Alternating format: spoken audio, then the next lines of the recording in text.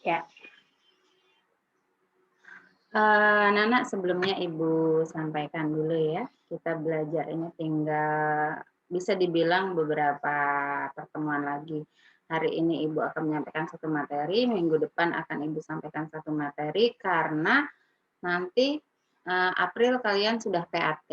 Setelah PAT baru kalian akan melalui ujian sekolah ya, tahapan ujian sekolah. Ujian sekolah itu nanti ada yang praktik, ada yang teori ya. Nah, pertemuan Ibu hari ini nanti ada kaitannya dengan ujian praktik yang harus kalian jalankan ya. Karena masih ada waktu nih untuk ujian praktik. Kemarin baru saja rapat dengan Pak Stevi dan juga Bapak Ibu guru bahwa pelaksanaan ujian praktik itu nanti di minggu ketiga, 19 itu minggu ketiga ya kalau nggak salah. Jadi ada jeda waktu 2 mingguan lebih nih, bahkan 3 mingguan ya, sampai ke ujian praktik. Waktu 3 mingguan ke depan, kalian bisa menggunakan waktu tersebut untuk mempersiapkan diri mulai dari sekarang. Maka dari itu sekarang ini Ibu jelaskan nih ya, kaitannya sama materi yang akan Ibu sampaikan hari ini ya. Nanti selesai pembelajaran ya, bisa mulai pikir-pikir apa ya yang mau saya buat untuk ujian praktik berkaitan dengan materi hari ini. Nanti saya buat. Nah, nanti bisa ujian praktiknya itu seperti apa? Nanti bentuknya kalian membuat sebuah video ya, videonya tentang apa? Nah, ini mau Ibu jelaskan. Videonya itu nanti kalian boleh persiapkan mulai dari sekarang, nanti dibagikan ke Ibu ya, nanti pada saat jadwal ujian prakteknya, karena nanti akan Ibu nilai beserta satu guru penguji lainnya. Biasanya kalau ujian praktik ada 2 guru penilai ujian praktik ya. Nah, materi kita sebelum PAS itu masih ada 2. Hari ini Ibu sampaikan, besok Ibu sampaikan lagi.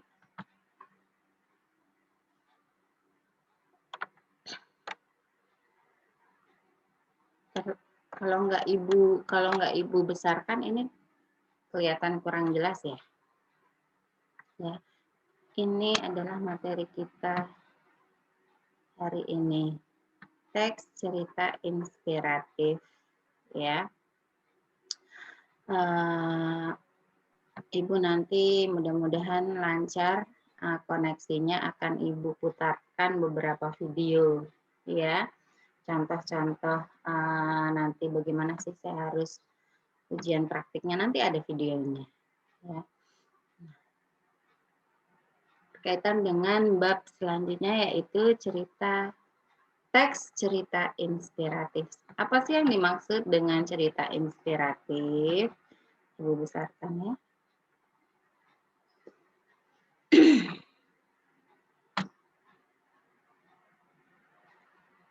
Pastinya inspirasi itu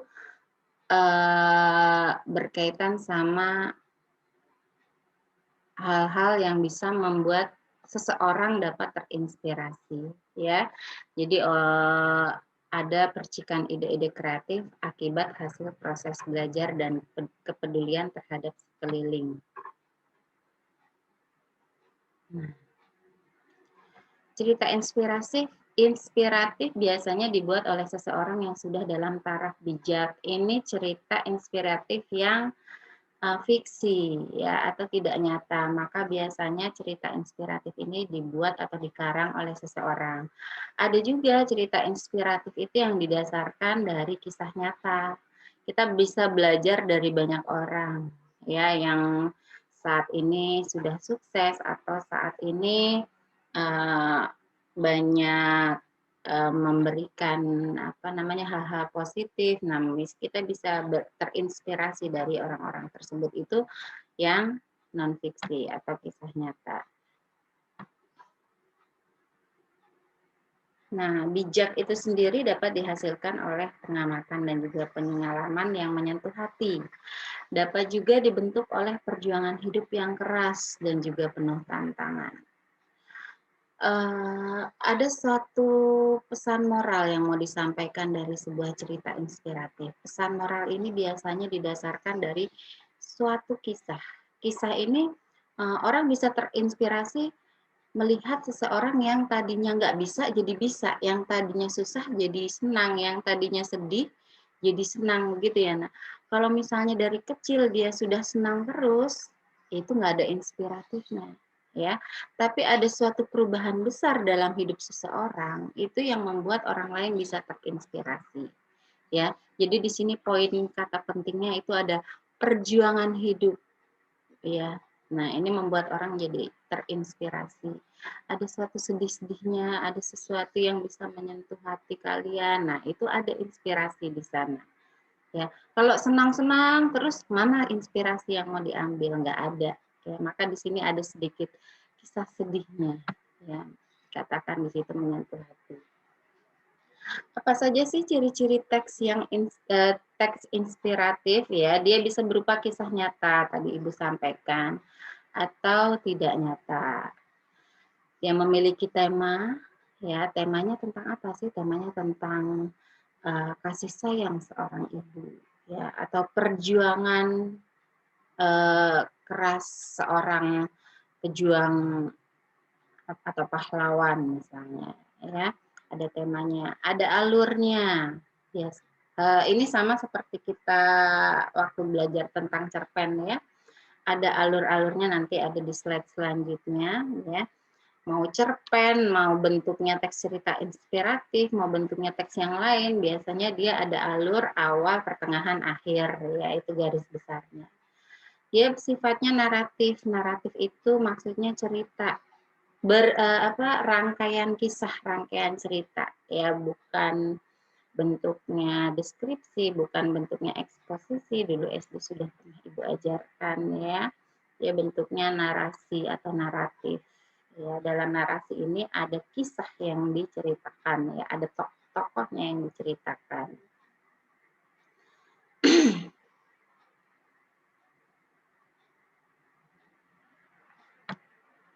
Nah, ini ya. Ini berdasarkan sebuah kisah non-fiksi ya. Ini Ibu tampilkan gambar, mungkin tidak terlalu jelas gambarnya, tapi ada yang tahu nggak ini siapa? Tahu nggak? Seorang tokoh ya. Nah, siapa sih tokoh ini? Dia adalah Helen Keller. Ya. Siapa sih dia? Helen Keller ini ada kisahnya. Sehingga, nah dia dari kelahiran 1880 ya, meninggalnya tahun 1986. Kisah inspiratif apa sih yang bisa kita ambil dari tokoh ini?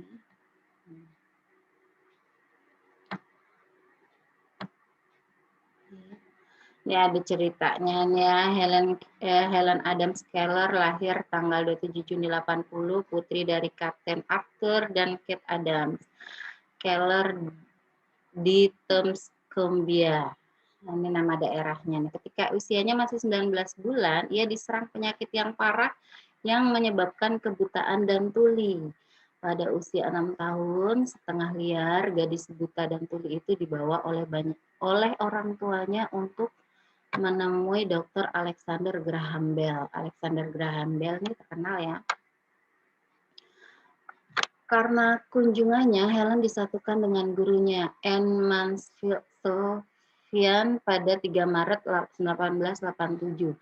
Setelah terobosan Helen yang ajaib dengan pompa air yang sederhana, ia terbukti sangat berbakat sehingga ia segera dapat mempelajari alfabet dengan mengejanya di jari-jari dan dalam waktu singkat, sesudahnya dapat menulis. Pada akhir Agustus dalam waktu 6 bulan saja ia telah mengetahui 625 kata. Ya. Coba dilanjut, coba Valen nih. Paragraf ketiga deh, Valen deh. Pada usia 10 tahun, Helen telah ahli menggunakan huruf Braille baik dengan huruf manual dan potong, Bu. Dan bahkan dan bahkan belajar menggunakan mesin tik. Seiring waktu, ketika berusia 16 tahun, Helen dapat berbicara cukup baik untuk pergi ke sekolah persiapan dan ke perguruan tinggi pada tahun 1904 itu. Iya.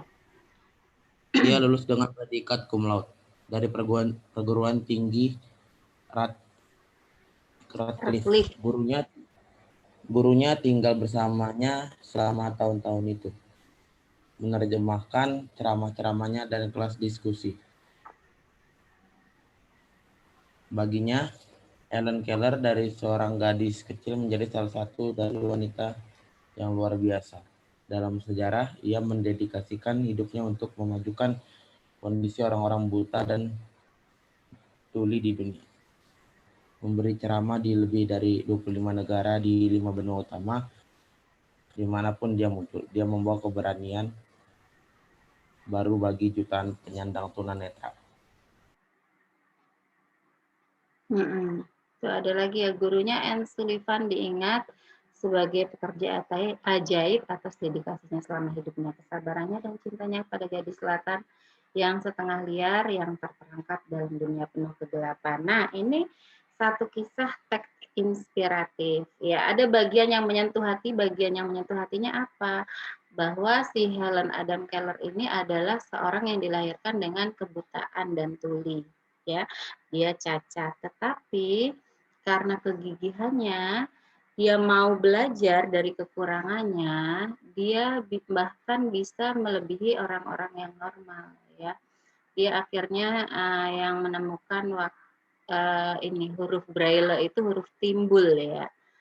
Jadi kalau kalian mungkin pernah melihat satu buku yang sedang diraba-raba oleh orang yang tunanetra ya, atau orang yang tidak bisa melihat, itu namanya menggunakan huruf Braille. Ya, jadi mereka membacanya dengan meraba di ujung jarinya, ya. Nah, ini kisah inspiratif. Kisah inspiratif itu banyak sekali yang pada akhirnya difilmkan atau dibuat video. Ya, jadi dari teks ini bisa saja suatu saat ada film judulnya Helen Keller. Ya, bisa saja, ya. Nanti Ibu putar satu video ya tentang yang isinya tentang cerita inspiratif. Nah, ini strukturnya. Sama seperti waktu kita belajar cerpen ya, sama aja kok. Ada orientasi, perumitan peristiwa, komplikasi, resolusi koda. Ini sudah kita pelajari. Ya, sama kayak cerpen. Karena cerita inspirasi itu nggak terlalu panjang ya, hanya seperti cerpen saja. Jadi sama saja seperti kita belajar cerpen. Ini kalau bahasa lainnya ini ada klimaks, ini lalu ke anti klimaks ya, atau puncak, lalu ini awal peristiwa, lalu mulai muncul perselisihan. Nah, ini puncak perselisihan atau komplikasi. Ini baru ada titik temunya ya. Jadi bagaimana cara permasalahan tersebut dapat diatasi, akhirnya selesai tamat. Ya.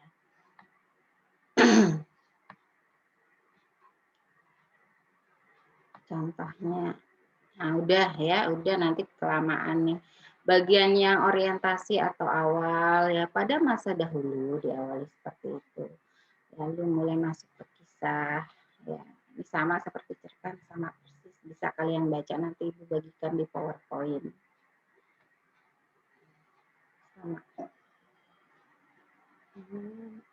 Di buku kalian, Ibu kan sudah Ibu sampaikan ya, bahwa Ibu nggak pegang buku paket seperti yang kalian tulis. Jadi Ibu hanya buat-buat sendiri dan cari-cari sendiri ini dari sumber lain.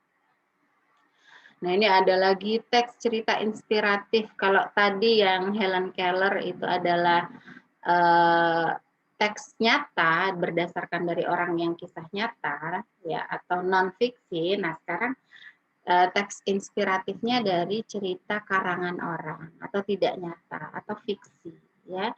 Judulnya Ibu Bermata Satu. Yes, siapa ya? Gebi yuk, dibaca ya Gebi yuk. Kelihatan.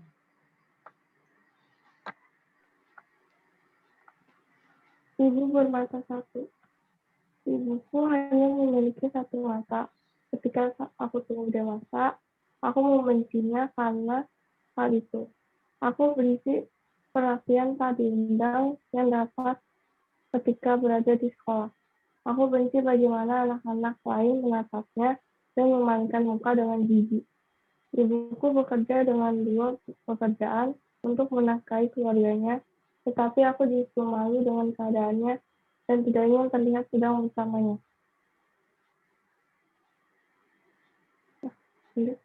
Setiap kali ibu saya datang untuk mengunjungi saya di sekolah, rasanya aku ingin dia menghilang. Aku merasakan gelombang kebencian terhadap wanita yang membuat saya menjadi bahan tertawaan di sekolah. Pada suatu waktu, ketika aku ingin mengeluarkan kemarahan ekstrim, aku bahkan pernah mengatakan kepada ibu saya bahwa saya ingin dia mati. Aku benar-benar tidak peduli dengan perasaannya. Setelah aku tumbuh dewasa, aku melakukan apapun sekuat tenaga untuk menjauhkan diri dari ibuku. Aku belajar dengan keras dan mendapat pekerjaan di luar negeri. Jadi aku tidak akan bertemu dengannya. Aku menikah dan mulai membesarkan keluargaku sendiri. Aku sibuk dengan pekerjaan dan keluarga demi menyediakan kehidupan yang nyaman untuk anak-anakku tercinta. Aku bahkan tidak memikirkan ibuku lagi. Namun, tidak disangka ibuku datang untuk mengunjungi rumahku pada suatu hari. Wajah bermata satunya membuat anak-anak saya takut, dan mereka mulai menangis. Aku marah pada ibuku karena muncul mendadak dan saya melarang dia masuk. Kemudian aku berkata, jangan pernah kembali ke rumah saya dan kehidupan keluarga baru saya. Aku berteriak, namun ibu saya hanya diam dan meminta maaf lalu pergi tanpa mampu berkata-kata lagi. Iya, ya. Pada akhir ceritanya ini sedih ya. Biasanya umumnya kan di akhir cerita itu menemukan titik kebahagiaan, tapi di ujung ceritanya ini berakhir sedih ya. Bagaimana kisah seorang ibu yang tidak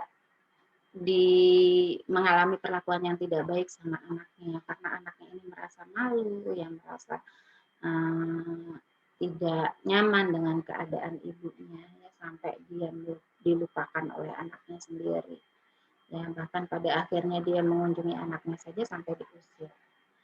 Ya, ini kisah ini nyata Bu. Kisah ini hanya karangan dari seseorang. Ya. Kalau misalnya, oh ini ternyata belum selesai kisahnya. Pada suatu ketika, sebuah undangan untuk reuni sekolah tinggi membawa aku kembali ke kampung halaman setelah puluhan tahun lamanya.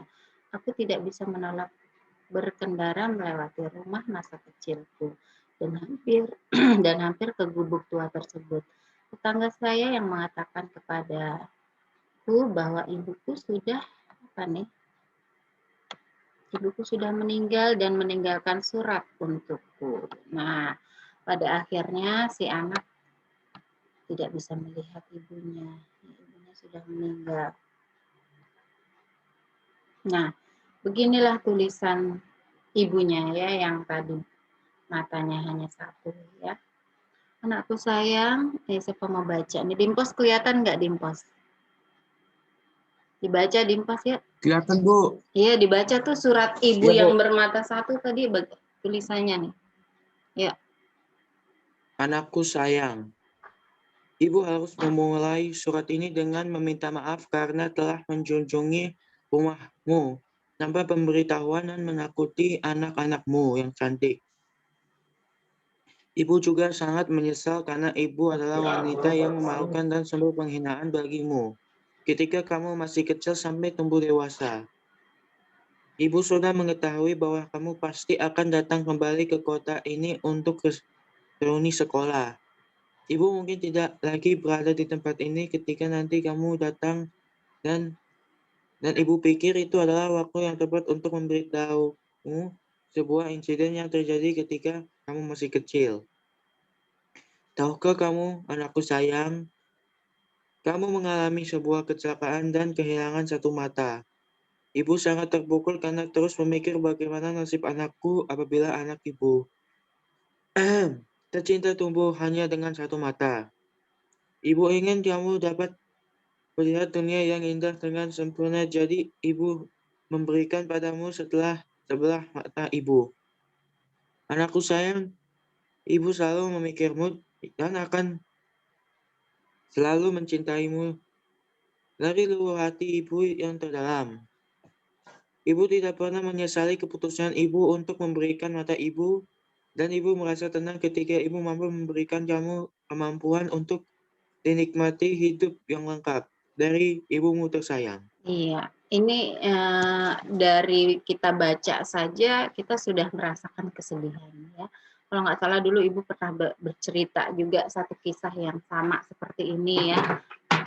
Waktu kalian masih SD, jadi ada ibu yang wajahnya rusak, anak tersebut sangat membencinya, tapi rusaknya wajah ibu tersebut karena dulu kejadian kebakaran di rumahnya, ibunya berusaha untuk melindungi anaknya dari api ya. Lalu terkena wajah ibunya sehingga wajah ibunya rusak. Lalu anaknya melihat kumpulan foto-foto waktu ibunya masih muda, bahwa ibunya itu memiliki wajah yang sangat cantik ya. Lalu ada juga potongan-potongan berita di koran bahwa potongan berita itu menyebutkan ada sebuah kejadian kebakaran yang besar menimpa sebuah rumah dari keluarga itu ya. Jadi sama persis ini ceritanya. Ini dari kita baca saja sudah ada timbul rasa sedih ya.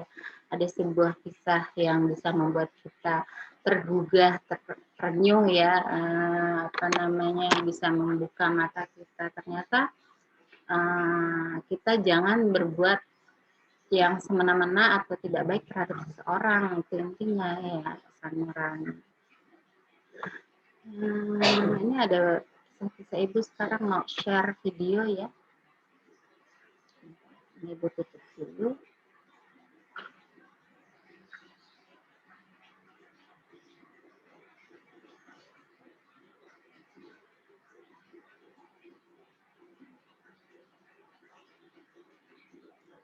Ibu mau share nih dari YouTube.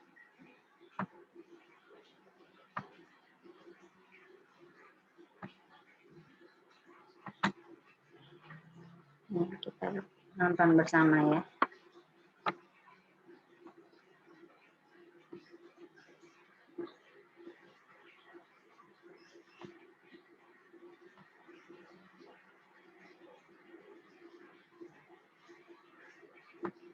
Nggak bisa dibesarkan.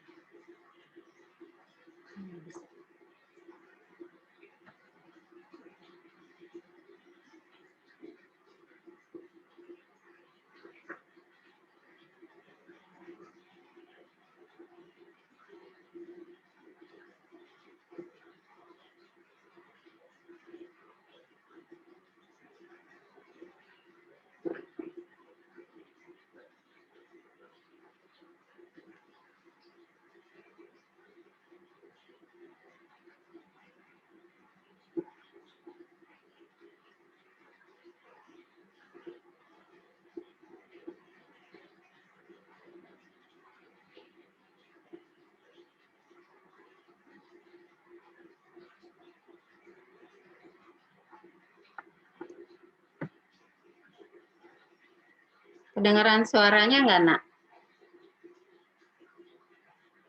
Nggak kedengeran suaranya? Enggak, Bu.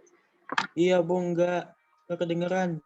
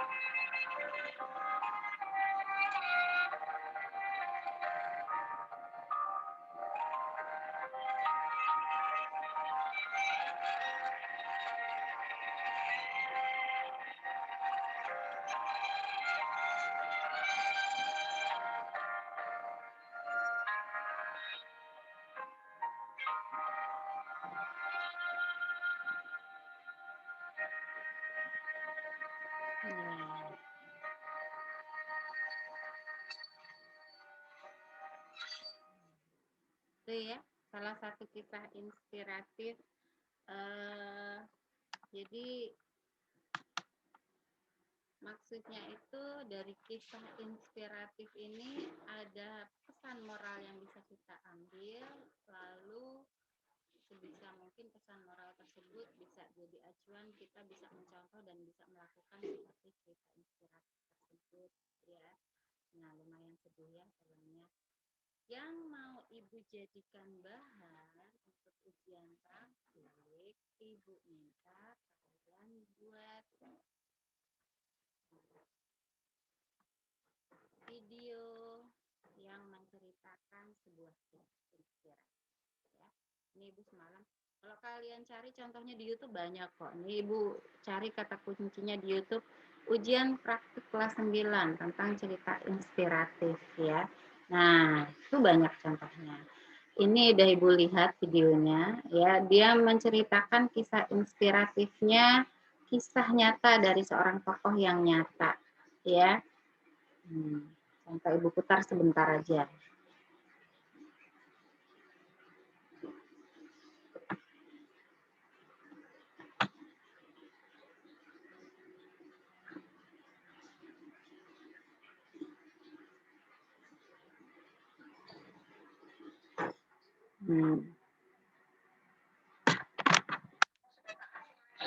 Mereka. Ya, seorang pembasir handal yang dikenal dengan kerja kerasnya meraih mimpi, prestasinya di bidang olahraga. Kecil, Michael Jordan memiliki ketertarikan di bidang olahraga. Nah, ya, tahu ya. Jadi ujian praktik kalian seperti ini, ya. Kalian menceritakan, jangan membaca teks ceritanya ya. Kelihatan kalau baca teks sama baca secara lisan dari matanya. Sama kalau kalian juga berpidato. Pidato yang dia itu di depan ada teksnya itu akan kelihatan ya, sama yang enggak ada teksnya, ya. Nah, ini kalau membaca cerita inspiratifnya dari non-fiksi, karena si Michael Jordan ini tokoh yang benar-benar ada. Kalau contoh yang lainnya, nah ini, contoh yang menceritakan cerita fiksi.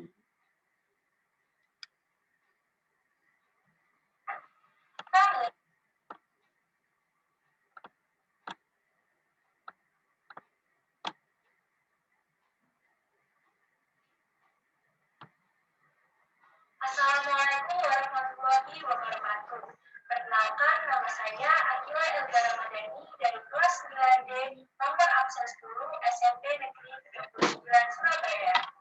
Pada kesempatan kali ini, saya akan bercerita inspiratif yang berjudul Gema untuk melengkapi ujian praktek kelas 9 Bahasa Indonesia tahun ajaran 2020-2021. Pada suatu hari, ada seorang anak yang sedang meluangkan waktunya dengan melakukan kegiatan mendaki gunung bersama ayahnya. Nah, ya. Nah, cerita si Gema ini ceritanya fiksi ya, atau karangan orang, atau tokoh si Gema ini tidak nyata ya. Beda sama tadi yang Michael Jordan tadi. Nah, mulai dari sekarang ya, mulai dari hari ini, mulai kalian berpikir cerita inspiratif yang mana yang mau saya kisahkan ya.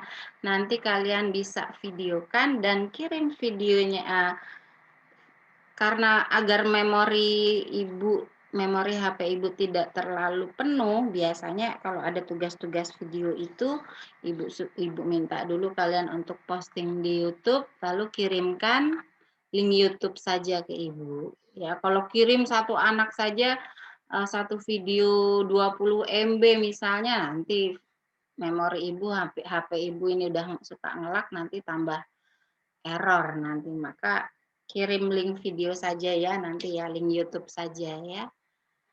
Ya, enak-enak ya, untuk ujian praktik. Ya.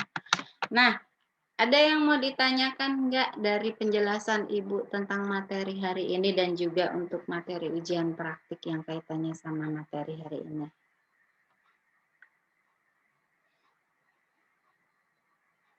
Jelas ya? Jelas ya? Jadi Ibu minta kalian ujian praktiknya. Kalau pidato itu umum sekali ya. Bahkan SD saja kemarin Ibu baru menilai ujian praktik pidato juga ya. Sekarang yang lain lah, jangan pidato terus ya. Nah, ini sedikit bercerita tentang kisah.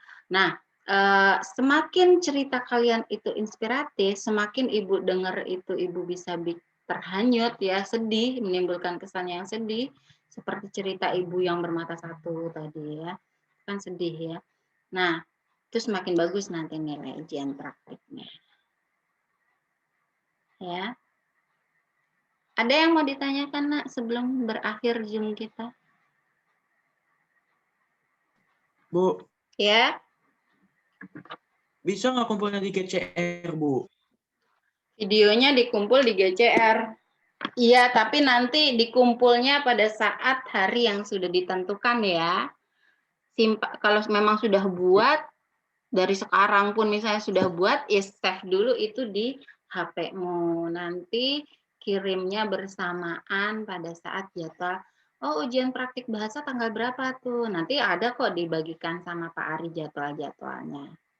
Ya, jadi dikirimnya serempak di hari yang sudah ditentukan.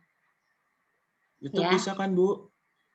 Ya, itu juga bisa. Tapi kirim linknya ke Ibu nanti pada saat jadwalnya saja, sesuai jadwal. Paham ya, Dimpos ya, harus membuat apa?